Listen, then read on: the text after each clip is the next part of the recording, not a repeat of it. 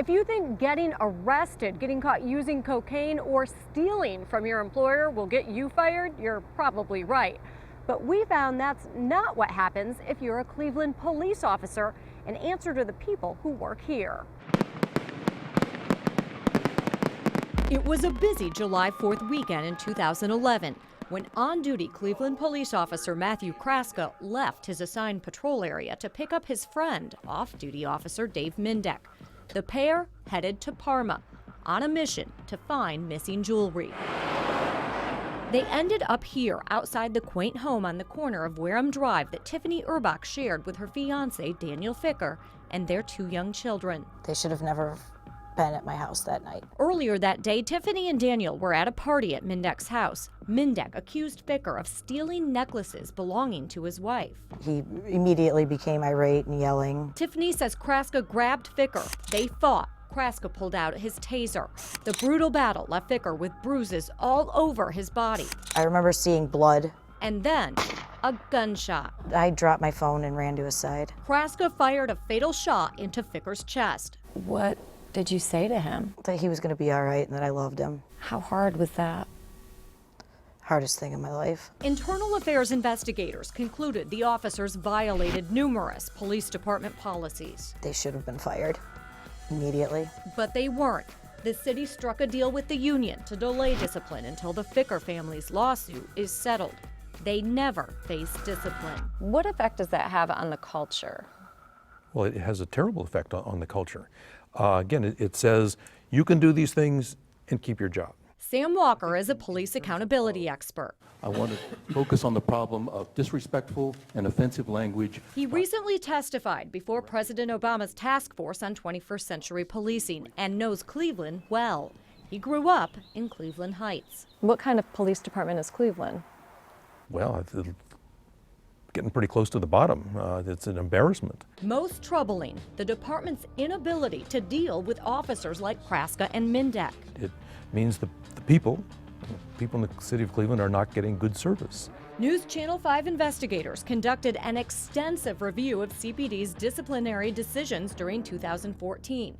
The 144 officers brought up on internal charges included an officer indicted for stealing from the department, an officer charged with assault after beating a man while off duty, and 3 who pled guilty to drunk driving.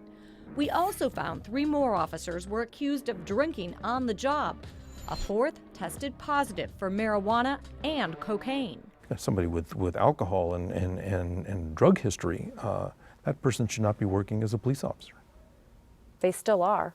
Shouldn't be. Another challenge, when an officer is fired, it doesn't always stick. Between 2010 and 2014, 7 officers filed grievances with an arbitrator after being fired. 6 got their jobs back, including Shani Hanna. She was convicted of assault after she stabbed her boyfriend in the legs and arms during a drunken fight. It's almost inherent in the arbitration process that the arbitrator wants to split the baby, give each side a little something.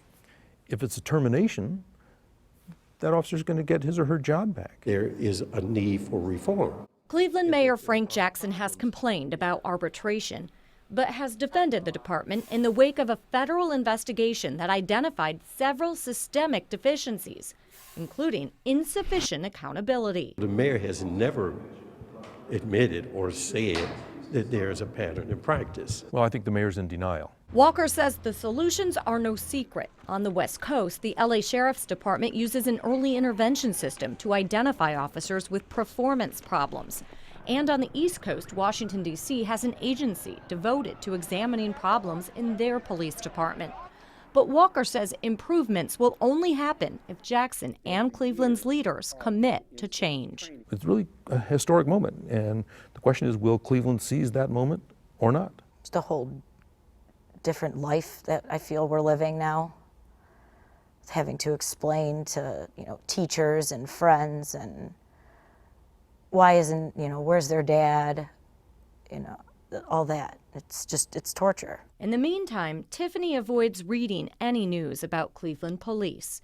She says she doesn't want her children to see how angry it makes her. What makes you so angry? Just knowing that they're all getting away with all this. Not just Mindek and Kraska, but all the other shootings or beatings. They're all getting away with it. What about the officers involved in the November 2012 police chase and shooting? 3 years later, we are still waiting to find out if the 13 officers who fired their guns will get into any trouble. We are also still waiting to find out if the 2 officers involved in 12-year-old Tamir Rice's death will be disciplined.